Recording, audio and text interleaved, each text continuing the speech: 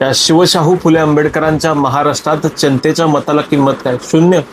आपण ज्यांना निवडून देतो ते नेते पहिल्यांदा स्वतःचा फायदा बघतात, नंतर त्यांच्या कार्यकर्त्यांचा फायदा बघतात आणि जमलंच वेळ पडली तर ते जनतेकडे बघतात. खरंच महाराष्ट्रातील ही स्वाभिमानी जनता विचार ह्या गोष्टीचा करणार आहे का नाही? नेत्यांनो, कुठे गेली तुमची विचारधारा? नेत्यांनो, कुठे गेली तुमची अस्मिता?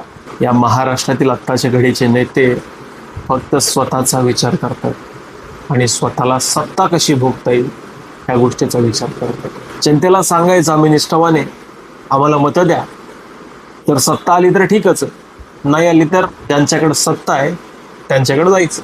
म्हणजे मतदारांचं एवढंच काम आहे, फक्त मतदान टाका, जिंकून द्या आणि त्यांना जिंकल्यानंतर त्यांना जसं वाटतंय ते तसे करते. पण हे बरोबर नाही. काय परिस्थिती आहे महाराष्ट्राची? शेतकरी, कष्टकरी दररोज मरतोय. कोण बघते महाराष्ट्रातल्या शेतकऱ्याकडे? हे असे नेते लढणारे शेतकऱ्यांसाठी, हे असे नेते लढणारे कष्टकऱ्यांसाठी. हा महाराष्ट्र शिवरायांचा आहे, हा महाराष्ट्र शाहू फुले आंबेडकरांचा. हा स्वाभिमानी महाराष्ट्र कधी दिल्लीच्या तख्तासमोर झुकला नाही आणि वाकलाही नाही. पण या राजकारण्यांनी स्वतःच्या स्वार्थासाठी दिल्ली समोर महाराष्ट्राला झुकवलं आणि वाकवलं. आपल्याला जागं होणं गरजेचं आहे, पर्याय शोधणं गरजेचं आहे आणि महाराष्ट्राच्या संस्कृतीला वाचवणं गरजेचं आहे. धन्यवाद.